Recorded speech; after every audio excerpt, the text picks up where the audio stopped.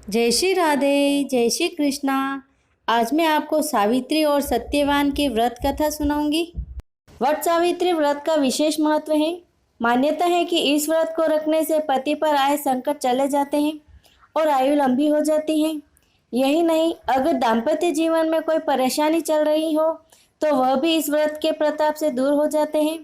सुहागिन महिलाएं अपने पति की लंबी उम्र और सुखद वैवाहिक जीवन की कामना करते हुए इस दिन वट यानी कि बरगद के पेड़ के नीचे पूजा अर्चना करती हैं। वट सावित्री व्रत कथा। अश्रुपति नाम का एक राजा था। राजा के घर कन्या के रूप में सावित्री का जन्म हुआ।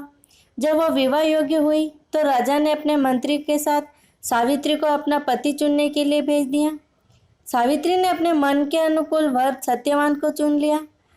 सत्यवान महाराज धुमतसेन के पुत्र थे, जिनका राज्य हर लिया गया था और वो अंधे हो गए थे। वो अपनी पत्नी सहित वनों में रहते थे। वहीं जब सावित्री विवाह करके लौटी तो नारद जी ने अश्रुपति को बधाई दी। साथ ही नारद मुनि ने भविष्यवाणी करते हुए यह कहा कि सत्यवान अल्पायु के हैं, जिनकी जल्दी मृत्यु हो जाएगी। नारद जी की बात सुनकर राजा अश्रुपति का चेहरा मुरझा गया। उन्होंने सावित्री को किसी अन्य से अपना पति चुनने की सलाह दी, परंतु सावित्री ने उत्तर दिया कि आर्य कन्या होने के नाते जब मैं सत्यवान का वरण कर चुकी हूँ तो अब वे चाहे अल्पायु हो या दीर्घायु, मैं किसी अन्य को अपने हृदय में स्थान नहीं दे सकती।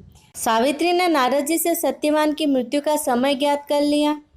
नारद जी द्वारा बताए हुए दिन से 3 दिन पूर्व से ही सावित्री ने उपवास शुरू कर दिया।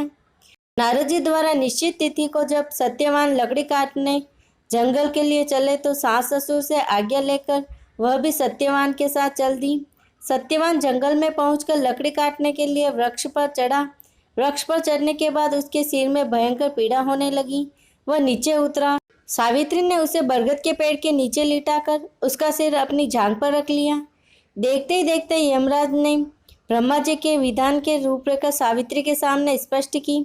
सत्यवान के प्राणों को लेकर चल दिए। कहीं कहीं ऐसा भी उल्लेख मिलता है कि वट वृक्ष के नीचे लेटे हुए सत्यवान को सर्प ने डस लिया था। सावित्री सत्यवान को वट वृक्ष के नीचे ही लिटाकर यमराज के पीछे पीछे चल दी। पीछे आती हुई सावित्री को यमराज ने उसे लौट जाने का आदेश दिया। इस पर वह बोली, यमराज, जहाँ पति वही पत्नी, यही धर्म है, यही मर्यादा है। सावित्री की धर्मनिष्ठा से प्रसन्न होकर यमराज बोले कि पति के प्राणों के अतिरिक्त कुछ भी मांग ले। सावित्री ने यमराज से सास ससुर के आंखों की ज्योति और दीर्घायु मांगी। यमराज तथास्तु कहकर आगे बढ़ गए। सावित्री यमराज का पीछा करती रही। यमराज ने अपने पीछे आती सावित्री से वापस लौट जाने को कहा तो सावित्री बोली कि पति के बिना नारी के जीवन की कोई सार्थकता नहीं। यमराज ने सावित्री के पति धर्म से खुश होकर पुनः वरदान मांगने के लिए कहा। इस बार उसने अपने ससुर का राज्य वापस दिलाने की प्रार्थना की। तथास्तु कहकर यमराज आगे चल दिए। सावित्री अब भी यमराज के पीछे चलती रही।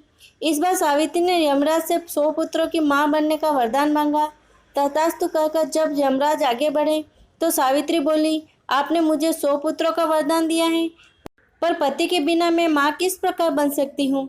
आपका यह तीसरा वरदान पूरा कीजिए। सावित्री की धर्मनिष्ठा, ज्ञान, विवेक तथा पतिव्रत धर्म की बात जानकर यमराज ने सत्यवान के प्राणों को अपने पास से स्वतंत्र कर दिया।